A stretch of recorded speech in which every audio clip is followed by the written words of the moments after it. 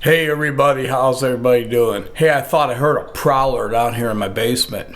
I thought I better go check it out. I don't have any ammo, but I got these. Let's go check it out. I thought I heard the noise come from in here. Let's go check it out. Oh man. Somebody's grandfather. I found this one on Marketplace a couple of days ago, and it was out in Sandwich, Illinois, and it's a Chinese-made grandfather clock. Nothing fancy really. It wasn't running. It had some problems.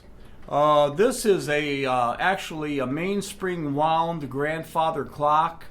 The weights you see are faux. They're not real. They're just for decorative. But it does seem to run well. I've got this one right here too. It's got a similar movement. It's a Chefoo movement. That's what this one is in here. And one problem this clock had was the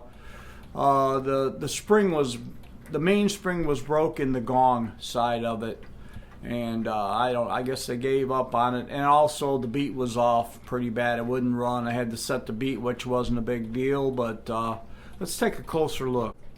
Now this is what the dial looks like on the clock.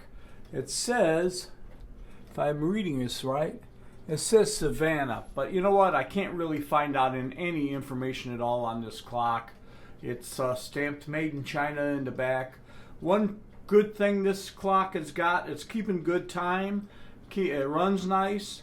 And the case is, I don't really see veneer on this case. This is oak. If it's veneer, it's fooling me. And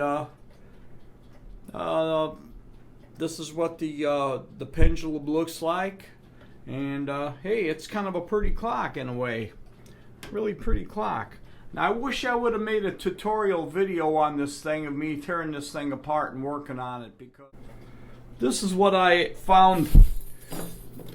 Here's the broken spring. Alright, there you go. I had some springs laying around. Here's one of them right here. These go to an old black mantle clock, like a Ingram or whatever, old 100-year-old black mantle clock. And what I ended up doing, as you can see right here, see that loop right there? Okay, see this fits in the movement of a mantle clock, and American-made mantle clock, and you would take a this goes, there's a shaft that goes through there, and a nut and a bolt on each end, and that's the way that goes. But this goes in a barrel. The Chinese clocks have a barrel, and then this fits inside the barrel, and this catches on a little divot that's on the barrel right there. So what I ended up doing was taking the end of this, okay, cutting it off, rounding it down, then taking my grinder, hold on a second, alright, taking this grinding wheel right here, putting it in my drill, and I cut this off, then I took this grinder and I ground an oval to match that, just like that right there. I ground that as an oval, and you know what? Hey, it's working. I can't believe that I got that done. I can't believe I got this spring back in the barrel. It was a work in progress, let me tell you. And I wish I would have made a video and put it on there, but I didn't. But anyway, that's what I did. And turn it around. Hey, the clock winds. Found the key for it.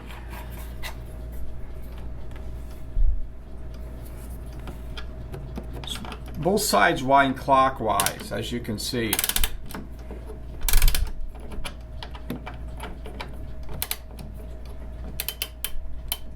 Like that. And it's supposedly a 31-day clock. And Well, there you have it. Thing of beauty.